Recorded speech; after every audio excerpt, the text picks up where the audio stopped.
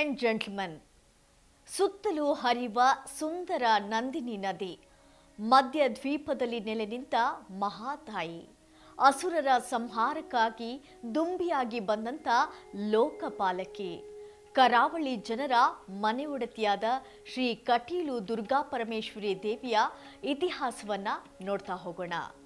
S ವೀಕ್ಷಕರೇ, ನೆಲ ಜಲ ಭಾಷೆಗಾಗಿ ಪ್ರಾಮಾಣಿಕ ಪತ್ರಿಕೋದ್ಯಮ. ನೀವು ನೋಡ್ತಾ ಇದ್ದೀರಾ ಫೋಕಸ್ ಟಿವಿ. ನಾನು ರೂಪಲತಾ.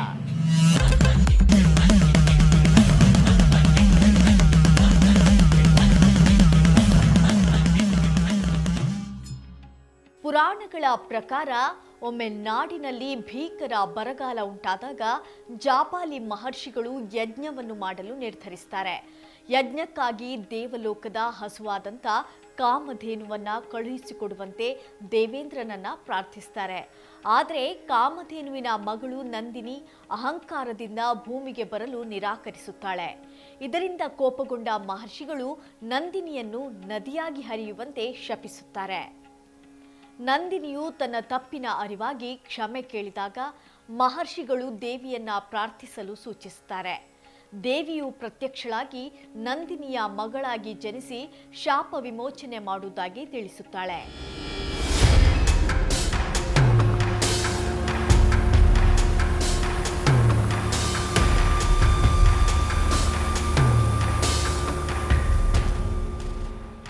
ಅದೇ ಸಮಯದಲ್ಲಿ ಅರುಣಾಸುರ ಎಂಬ ರಾಕ್ಷಸನು ಬ್ರಹ್ಮದೇವನಿಂದ ವಿಚಿತ್ರವಾದಂಥ ವರವನ್ನು ಪಡೆದಿದ್ದನು.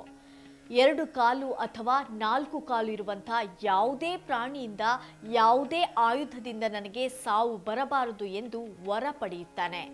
ಇದರಿಂದ ಅಹಂಕಾರಿಯಾದಂಥ ಅವನು ಋಷಿಮುನಿಗಳಿಗೆ ಕಿರುಕುಳ ನೀಡ್ತಿರ್ತಾನೆ.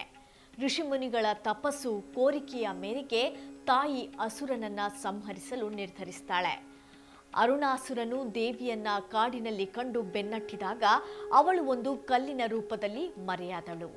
ಅವನು ಆ ಕಲ್ಲನ್ನ ಒಡೆದಾಗ ದೇವಿಯು ಕೋಟ್ಯಾಂತರ ದುಂಬಿಗಳಾಗಿ ರೂಪ ತಾಳಿ ಹೊರಬಂದ್ಲು.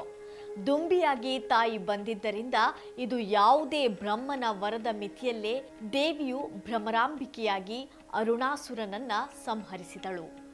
ಅರುಣಾಸುರನ ಸಂಹಾರದ ನಂತರ ದೇವಿಯು ಶಾಂತಳಾಗಿ ನಂದಿನಿ ನದಿಯ ಮಧ್ಯದಲ್ಲಿರುವಂಥ ಒಂದು ದ್ವೀಪದಲ್ಲಿ ಶಿಲೆಯಾಗಿ ನೆಲೆಸಿದಳು.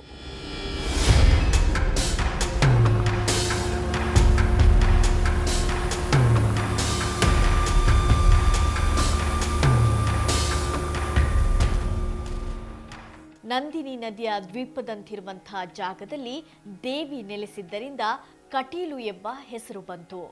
ಕಟೀಲು ದೇವಸ್ಥಾನ ನಂದಿನಿ ನದಿಯ ಮಧ್ಯಭಾಗದ ಸುಂದರ ದ್ವೀಪದಲ್ಲಿದೆ. ಮಳೆಗಾಲದಲ್ಲಿ ನದಿಯು ತುಂಬಿ ಹರಿಯುವಾಗ ದೇವಸ್ಥಾನದ ದೃಶ್ಯವು ಅತ್ಯಂತ ಮನಮೋಹಕವಾಗಿರುತ್ತದೆ.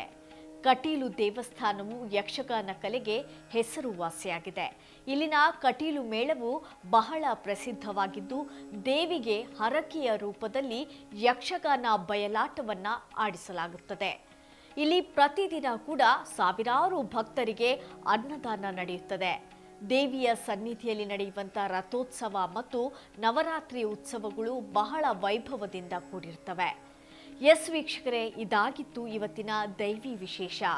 ನೆಲ ಜಲ ಭಾಷೆಗಾಗಿ ನೋಡ್ತಾ ಇರಿ ಫೋಕಸ್ ಟಿವಿ.